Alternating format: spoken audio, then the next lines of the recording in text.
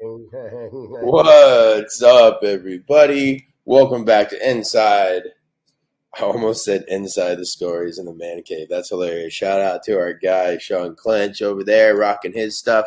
Welcome to Inside the 40. It is your man, Mike Murphy. We've been MIA for a few weeks. The internet at my house was complete trash. So finally got fiber. Mike Hardge is here with us. Hello, Mike. How you doing? Thanks for having me. Dude, I already forgot how to pronounce your last name. JP, Urquidez. Urquidez. I was like, man, like there we go. It's a little bit taquito-y, I guess, if you want to go with that. It is, bro. So when people introduce you, you work at Dell now. When people introduce you and they try to say your name, or they're like, "Hey, come up here," what are the annihilations that you get? Like, how bad is it? It's pretty. I mean, it's not that bad. It's kind of the same ones. Like usually we get people usually add letters. I don't understand that part. They usually go with a Urquidez. That's kind of one we go with. Urquidez kind of throws me off. That's the one I don't really like that much. But usually they figure it out after a few times. But usually those two. Nice, man. All right, so let the people know your story, right? So a lot of people don't know you were committed to Baylor and coming out of high school. Yep. You're from Copper's Cove. Go ahead and tell people like how you got to where you're at now. So I was signed to Baylor. I committed my junior year. I think that was 2014 or 2015. Art Bryles last class in Copper's Cove. I was only about an hour from Waco. Signed. And then I remember it was a Friday, 2 days before I was actually moving in to Waco. When it broke? When I was at a car auction when it broke. Yes, I was in my first period class in high school, and one of my buddies pulls up Twitter and shows me it on this phone. He's like, "Yo, like your coach just got fired," and I was like, "What are you talking about?" No, he didn't. I'm moving in 2 days, and sure enough, the news broke. It's trending on Twitter and whatnot, and just kind of I was blown away. Honestly, I'm young, so I was like, I mean, that's kind of like the plan I had for a long time. So it's crazy. So the next day, or on Saturday, my family and I actually drove up to Baylor, went and talked. I mean, I had a good relationship with all the coaches. I was committed there for over a year. And the coaches basically were just like, "Hey, like we're going to tell you straight up, like we don't know what's going on here. I would look out for your best interest." They're basically saying, maybe get out while you can. Don't try and get caught up in what's about to happen here. So, right, boom, that happens. It's a pretty crazy process you have to go through to get out of your letter of intent. So we sent a request to the NIL or the NLI to get out of the letter of intent. Baylor had 30 days to release us or not release us from it. I mean, they had the power. They got I forgot the head coach's name that came in for that year. He's an old dude. I totally forgot his name. God, he went didn't he go? No, not Goebel. Al Golden. Goebel, it was that. Al Golden. Yeah. Didn't that dude go like 0-11? They did. They did not. No, that year they won a few games because they still had a few of the guys left over. No. They lost. That was the year. No, you're right. It was that year. It was the immediate year after they won a few games. So they still had I forgot who they had back. Seth Russell was still the quarterback, and they had some players.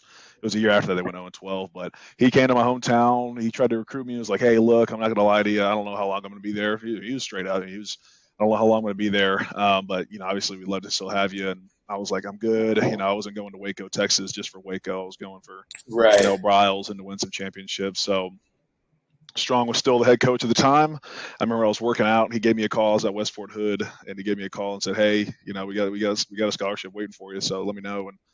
And without a hesitation, I was like, "All right, they still want me, so let's roll." So that's good, yeah. And did you talk to the Duvernays? Were you like, "Hey, bro, I'm going down to Texas. You guys going too?" Or I did. Like, I did. What's up, bro? I did. I talked with Devin a bunch. Patrick Hudson and I were actually really close coming out of high school. So what a story he had. I need to get him on the show for sure. Talk about him. Yeah.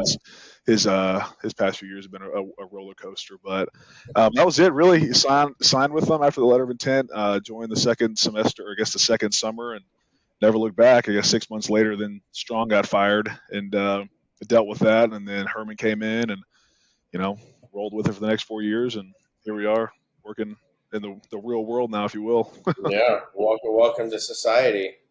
Cool, man. That's a cool story, dude. Like you gotta for everyone that doesn't know or does know, right? Like there's bumps and trials and tribulations, and you gotta roll with it, right? And make moves and whatnot. So pretty cool. Let's jump into it. We haven't talked, and let's see, we've had 2 games, right? Is it 2 games, Harge? Are you busy? You good, Mike? You good?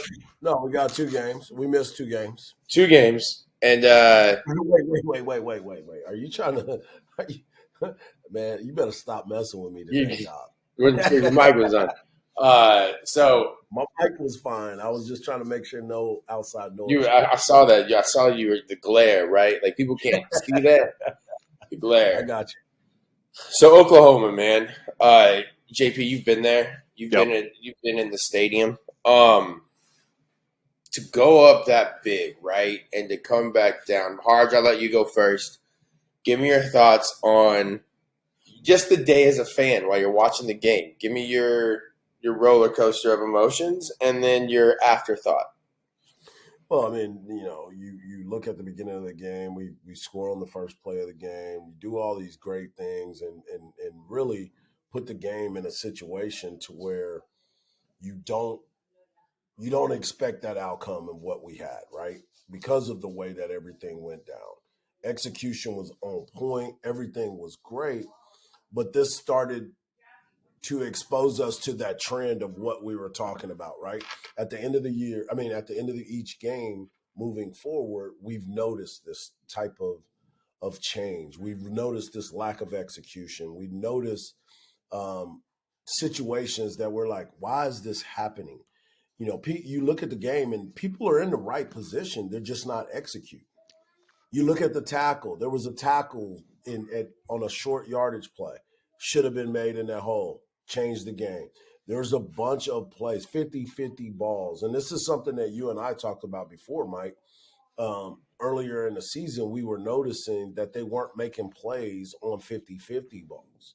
And when you continue to see the same thing, and I don't know if it's not being taught. I don't know if it's a conversation that needs to be had.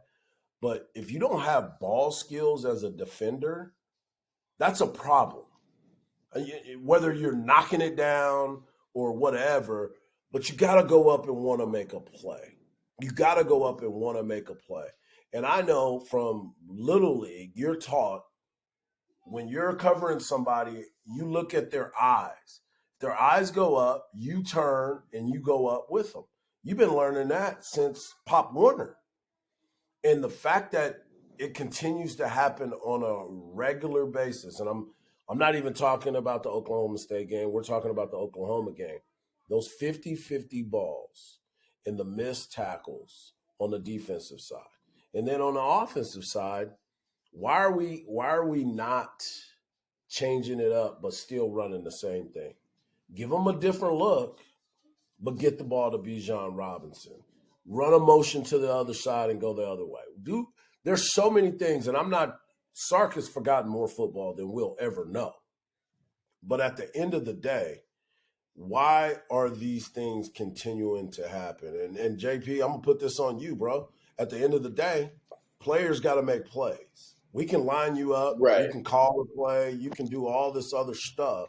But at the end of the day, you have to make a play. So you have to go out there and do that. So that was the fan side, right? So fan side for me, first play, we fucking 80-yard touchdown, 75-yard touchdown. We're up. First half is fantastic. Oklahoma starts creeping back. We're at Bolden Acres. We all know Bolden Acres here in Austin. Yep, good time. JP was there. That's where I ran into JP. Yeah. And the mood was fantastic in the first half. We were like, finally. And then everything just happened as normal. Now, let's kick it to you, JP. Run me through as a former player, being there and being on the teams and seeing the plays. What's a former player looking at when they watch those games, especially the OU game? Obviously that game's got a lot of emotion tied to it. It's a big time game. I think everybody tries to. It definitely gets hyped up going into it. And being a player, the best thing you can do is accept it. I think one of our old O-line coaches said is to really be open to it. Know that it's a big game and be excited for it. There's more to it than just a normal game. That's a fact. And I think the more people try and bring it down to reality, it's just not fair to the players. So I thought same thing you said. We came out swinging. The 80-yard touchdown pass was great, but me as a player, I'm sitting back and I'm obviously, me as a fan right now, I was jumping and screaming. I'm drinking my beer and whatnot, but in the back of my head, I'm like, look, we got a lot of game here. And I think what happened was with fans, with the emotion, with the roller coaster, is it was so early on that I think people don't realize how good that team is in Norman. That's a damn good team. I don't care what anybody says. I don't care about what their wins look like this year. They're a good team. That's a fact. And I think Texas forgot that too, going into halftime with that great lead. It was massive. And I knew when I sat down, ordered my next round of whatever we were going to get, I said the beginning of this next half is going to determine if we're going to win this game. I don't care how big the lead was. We came out flat. We weren't executing. And I think, and honestly, I think the lead that we had going into that half, nothing that we were doing was exposed. Bijan Robinson was making huge plays, but Bijan Robinson was making huge plays because of Bijan, not because the O-line was really giving him these massive holes. And I love my O-line. Those are my dudes out there. I know all 5 of them. Great friends. They'll probably be here tomorrow night after the game. But I think those big plays mask a lot of the bad stuff that they're putting on film. You know what I mean? So, and he's a damn good player. Obviously, there's a reason he's leading the country and everything he is. He's also leading the country in broken tackles because almost every play he's getting hit at the line of scrimmage, breaking a tackle. So, you know what I mean? So, from a player's point of view, I thought it was awesome to see. And I think for a good thing, it's good for looking forward. It's obvious what the offense can do when they execute. It's obvious. There's no question about it. They can put 50 on the board if they want to. Right. But the key word there is want. And a good part is it's not a matter of can they do it. It's not a matter of can they put 50 or can Bijan run for 200. It's a matter of if they're going to do it and will they do it. So I thought with that game, they came out a lot of energy, a lot of composure. I thought Casey played really good that first half. Saw a little bit more of the Casey we know the second half. But again, from a player's point of view, you got to be able to ride that roller coaster and understand there's going to be, ups and downs in a game. You kind of just hinted on it. What do you mean by the player that we knew? Like when you were at Texas, or more of just like what you've been hearing? The player that I know at Texas, I mean, I was there with him all 3.5 years. I know what Casey's good at. I know what Casey's not good at. I know what Casey doing a Casey thing looks like. And I love Casey. This isn't me dogging Casey if he ever hears this. I love my dude, but I know what it looks like when I see something. I'm like, okay, I've seen that before. I've seen that play in practice. Right. I've seen that kind of misread in practice.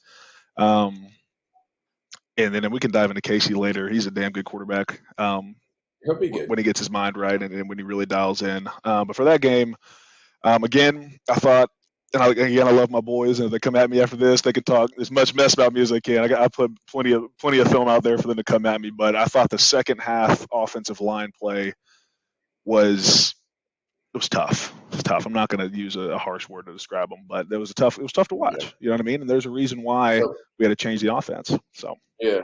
So all right, now let's flash forward to Oklahoma State. Right. I think Texas was like however many and 2 coming out of the OU loss. Those 2 losses were Oklahoma State, UT. Mike, were you at the game? Did you go to that one, or did you go down to State? No, I actually, I'm not. I was working for ESPN that day. Oh, no, that's right. That's a solid plug. Maybe talking to the mic a little closer so we can hear you. Why don't you tell the people? I didn't want to put tell the people what you were doing, man. This is it's a cool thing. Tell the people what you were doing in your suit and shorts. I didn't have shorts on, man. I had gross. I was suited and booted, man. Suited and booted. Our man Mike got to call a game on ESPN. Congratulations, super cool. That's awesome. Yeah. And it was a fun time. Ended up being SportsCenter top 10, number 10. All because of the play call, not because of the play. They were like it was regular. At least we know. Zone to the right. At least you know. So, but but as you know, Mike and JP, I'm fully vested in this program. I pay a lot of attention to what's going on the 40 acres. I'm at the press conferences, all this stuff. But the one thing that I continue to talk about, and it was something that I was talking about before, is learning how to finish, learning how to win. And if you don't know how to win, and again, I'm putting this on the players. You sitting in this chair, you're gonna get it, you're gonna get all the smoke. For sure. So at the end of the day, it's on you guys. They can call every single play, they can do all the things that you want, put you in the right position, but it's about the players executing.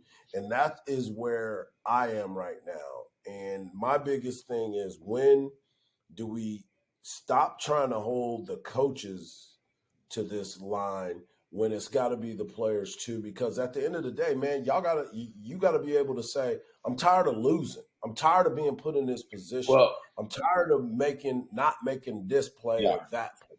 So I'm with you. I'm with everyone as far as Coach Sark's got to do this. PK's got to call a better defensive game. This got to happen and this got to happen. But at the end of the day, as players, we have to be able to say, you know what? I'm tired of this shit. I'm tired of losing. I'm tired of people thinking we can't finish. I'm tired of all this other stuff. Let's go out here and execute. That's the biggest thing. So to Mike, so your question was about the Oklahoma State game, but it's the same thing that we've been talking about week after week after week. It's that fourth quarter. It's, back in the day, you watch people walking down the field and they're holding up the 4, right? They're 4, we got to finish. Now it's just like, what you holding that shit up for, man? Go out there and finish, because that's how you win. You got to finish it. Yeah, I'll give my take before I throw it to you, JP. So I was at the game. The first half was great. So I sit on the lower level in section 19 on that curve on the visitor side, right? Opposite side of the student section. But usually there's a lot of people that sell the tickets. I sit next to a professor at UT in architecture, which is cool. And these 2 Texas Tech or Oklahoma State girls show up behind us, and they just start screaming. I'm like, man, this is going to be bad. And then Jameson, to your point, I mean, every little play, it's that fan, every little play where they're just screaming right behind you. I imagine the fans screaming at you on the sidelines when you're just standing down there, and they're like, yo, 75, you suck, you bum, oh, yeah. Whatever, right? Yeah. So they leave. Jameson makes, to your point though, Mike, Jameson goes up, gets a 50-50 ball, whatever, right? But it's the same thing. You come out in the second half and it's 3 and out, and then we're getting discouraged, and then it's 3 and out, and then we blah, blah, blah. The one thing I will say though, and the one play I didn't like, and I think, I've met Casey. He's come to his dad's bought hats from us that all over ESPN, which was super cool, in College Game Day, and love the Thompsons. I don't think you even give on that 4th and 1 or 4th and 2. I don't even think you give it an option read. I just think you hand the fucking ball off. Absolutely. I don't think there needed to be an option for that to be maybe. It's dude, just put the ball in your player's best hands, and if it happens, it happens. If it doesn't, it doesn't. But there doesn't need to be an extra thought process. And that was my opinion as far as the play call. But as far as everything else, I mean, it's just the same thing. I did think it was really cool that Sark came out and was like, dude, it's about finishing. We can't get upset when something doesn't go our way. But I also think that's a mentality thing that these guys have had with the previous coaching staff too. Let's not forget, I mean, you're rolling your eyes, but come on, man. I'm just saying, man, at the end of the day, it don't matter. Herman never got blown out. So I don't care about that. At the end of the day, no one's gotten blown out. He hasn't gotten blown out. What are you talking about? They got blown out by freaking Arkansas. Bro, we're so far past Arkansas, dude. We're not, and we weren't even blown out. We were down by 20 points. Blown out is a Mac Brown 63-7, 63-17. That's a blowout. I will say that Arkansas score did not reflect that game. No, it didn't. Exactly. It didn't. Yeah. They got their ass kicked. Yeah, that was a tough one. Why don't you ask everybody that was at that game and how they were pissed off and they didn't? Yeah, there's they some couldn't rumor, even do that. there's some back end rumors about why that happened too, though. So I don't care about the I know rumors. you don't. I'm just telling you. But that's the whole thing. That's the problem. We care about so much about other shit that's going on. Let's talk about wins and losses. I don't care what's going on with All right, so wins and losses. What I care about is wins and losses. How do we start holding these players responsible too? That is the biggest thing. All right, man. so JP. Everybody wants to get rid of coaches. How about we start holding these players a little bit more accountable? How about that? JP, go ahead, jump in. I love this shit. That's good. I'm happy it turned into this type of conversation. Yeah. I'm going to second it. I'm going to second what you're saying. I'm with you. I've never understood the attacking of coaches. I never understood coming at coaches consistently for wins and losses. I'm going to agree with you 100% on that one. I do agree that Texas' probably biggest problem in the past 10 years. It's always been blame on. Am I allowed to cuss on this? Or is that okay with you guys? Yeah, if you need to. Notice we've been kind of. I guess I don't know. So here's okay. I wanted to be sparing with it because I've got a pretty bad mouth, but it's always been the motherfuckers not on the field that people are blaming, right? Yeah. It's every year, right? No one says this player could have done this better, this player could have done that better, and I get it. The coaches are supposed to put him in the best positions, but there's a lot of times, especially in this last game that we saw, and the game before that. People are in the position to make plays. That's not that. In my opinion, this year that has not been the issue. We haven't had dudes running down the field for 70-yard bombs, and there's just been busted coverages. That is not.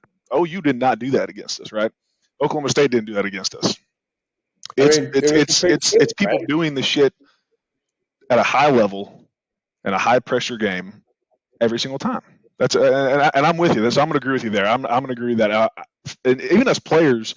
I mean, being in the locker room, we used to laugh about that shit all the time. Looking at when we get on, ESPN and people are just dogging our coaches and shit like that. We're like, I mean, if we're being honest, if we were like that in the locker room. Like, we're being honest, like we played like shit. The coaches really didn't do bad. The shit. It's true. And I think with this staff alone, and I'll be a firm believer already after seeing Sark. I do 100% think that Sark can get the job done here. I 100% believe that. And I think the people coming after him after the Arkansas game was fucking foolish. Unbelievable to me. But that's the Texas fan base, unfortunately. It is a Texas fan base. It's unfortunate. And until that and honestly, in my opinion, and I know it doesn't matter, but until that shit gets fixed from the top to the bottom, from the bottom Walmart t-shirt fan to the very top booster who's writing checks for that damn locker room, until they just start letting coaches coach and players play, shit's going to be tough. It is a media ran organization 110%. It is a business 110%, and I get it. Believe me, I get it more than anything. That shit does not matter, but it plays a factor. It plays a part 110%. So dialing that into the Oklahoma State game, right? I thought that again, first half executed well, but I thought that second half was not executed well. Effort on the defensive side of the ball is tough to watch. Well, you lost Overshown. Let's for sure. How much impact? Who's an animal? Who's an animal? How much impact does that have on players in the game when their best defensive player is out? To be honest with you, there's not much. It's so fucking fast. You know what I mean? You don't have time to be like, well, shit. DeMarvion bumped his head. Fuck. Like this guy, you just got to bounce. You know what I mean? Like you got to fucking roll. You know what I mean? It's not.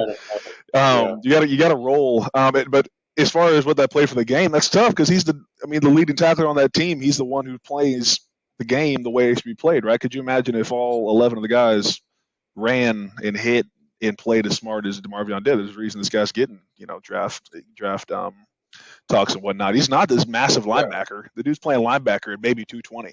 But he's a badass because he plays. He was at the house last night, and I mean, we had our NL guys over. Does he look like a Mike linebacker to you? No, man, that dude's like he looks like a fucking safety.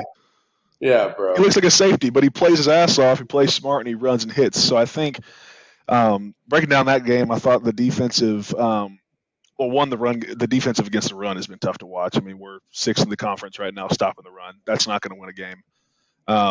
And then again, the offensive line play. I love my boys. That's got to improve significantly. I I saw what we were doing there. My boy Tope was out there starting at right guard, and then we rotated a new left tackle and a new guard in. I don't know.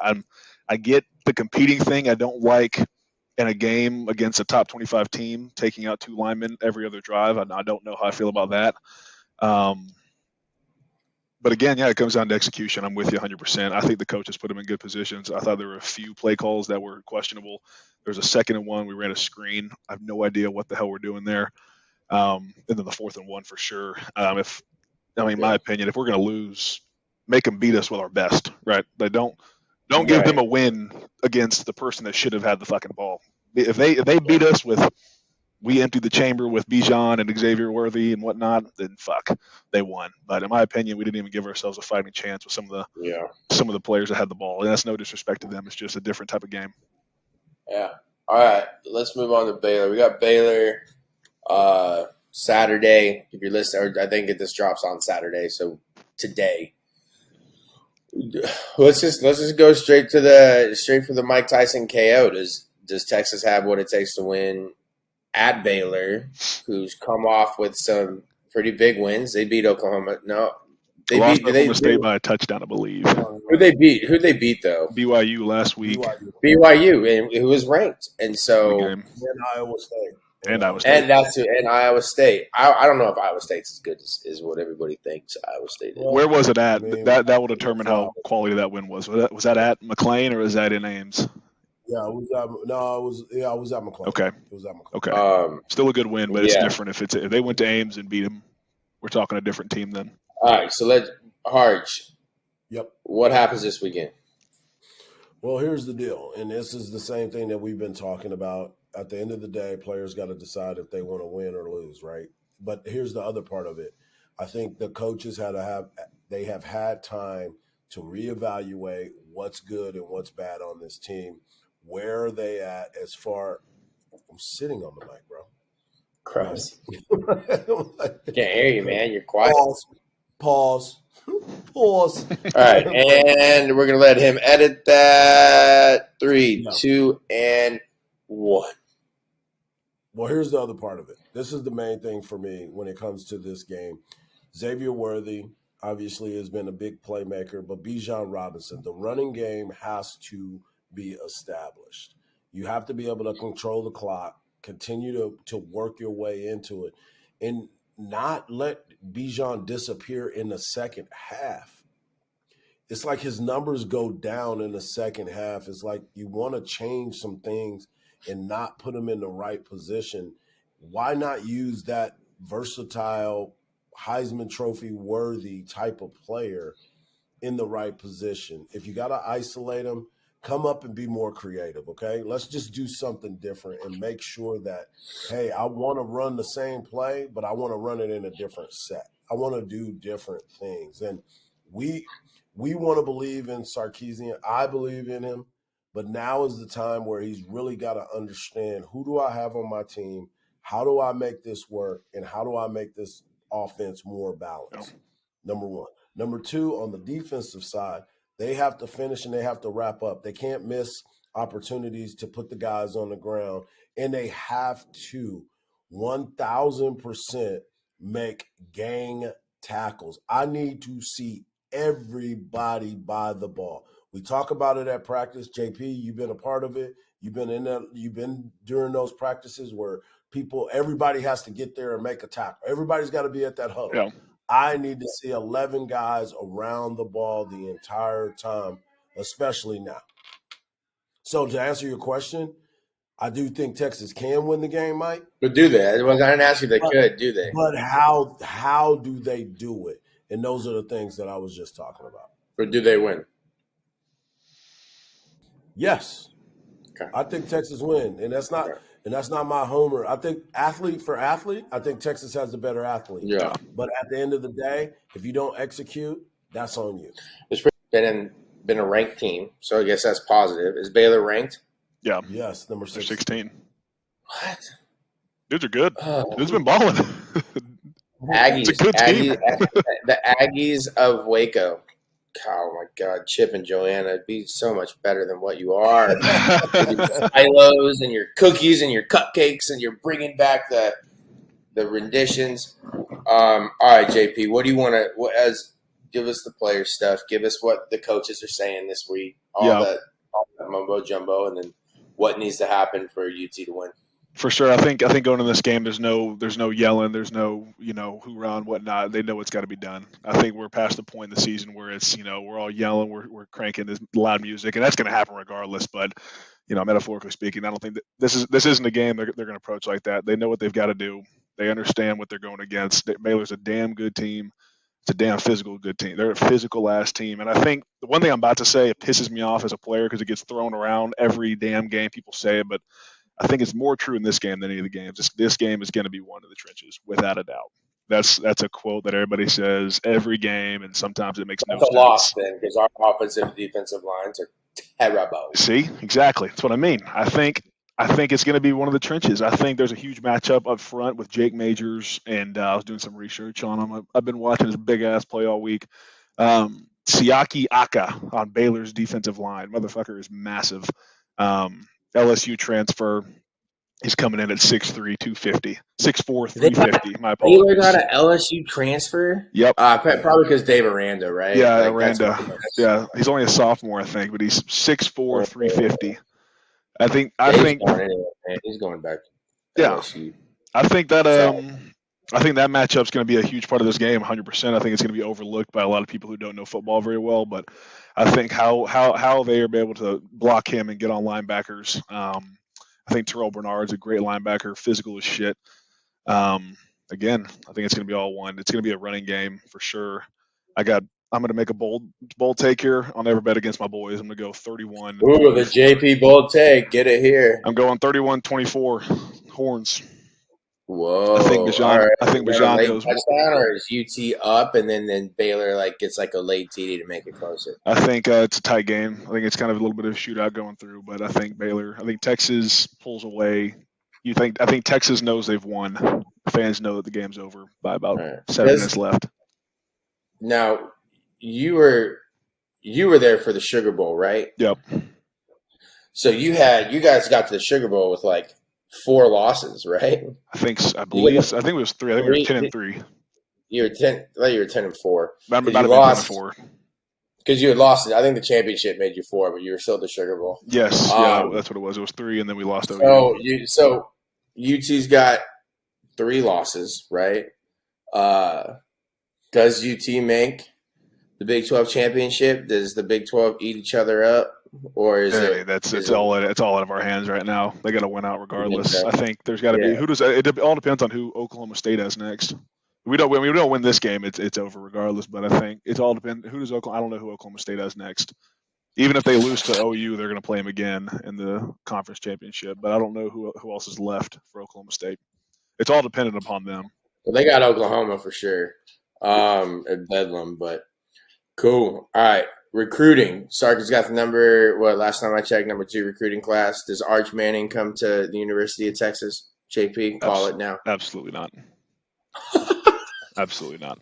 Shoots his shot. I don't think so. Where do you think you think he goes to Ole Miss, or do you think he goes to Tennessee? Ole Miss, maybe. I'm not sure. I don't see him coming to Texas though. I think it's hard to pull that recruit after that game. 100%. Do you think that Sark goes after the QB at Westlake now, Kubicek, after watching the debacle that is Clemson football right now? I think so. I mean, I don't see why you don't. I for sure think so. You got to. I mean, in my opinion, I think we need to go after as many big and physical offensive linemen and defensive linemen as possible. Because again, none of that's going to matter. We've seen it right now. We've got a Heisman running back right now. And we've lost 3 games. If you fix what's going on up front, offensive and defensively, it changes everything. People have won the Heisman with 3 losses. Tebow, your boy RG3 from Coppell, Mike Hardge is from Coppell. Reps it big on. I'm not from Coppell, man. I'm from Killeen. Whoa, it's from Copper's Cove. It's not Coppell either. Hot, just not Coppell. Forehead glistening, just coming in hot. Just play golf today. Good for you, Mike. What'd your team shoot in your 59? A 59. How many of those shots of yours did you play? A majority of them. You're so. I mean, why are you such a hater? 13 under? Because I've seen you, man. I've seen you. You ain't no spring chicken no more, man. I don't think them hips can rotate the way they need to rotate. You are. I guess you are. Can't rotate them hips. Right, the hips don't lie, player. Whoa, get out of here, Shakira. Beyonce. All right, cool. Well, that is your time inside the 40. Mr. JP, thank you for joining us so much. That's a great time. Yeah. Might have to have you on again next week. Just kind of give us those player aspects. Mike Hardge, really glad you joined us. Thank you so much for taking time out of your busy schedule. Are you on ESPN?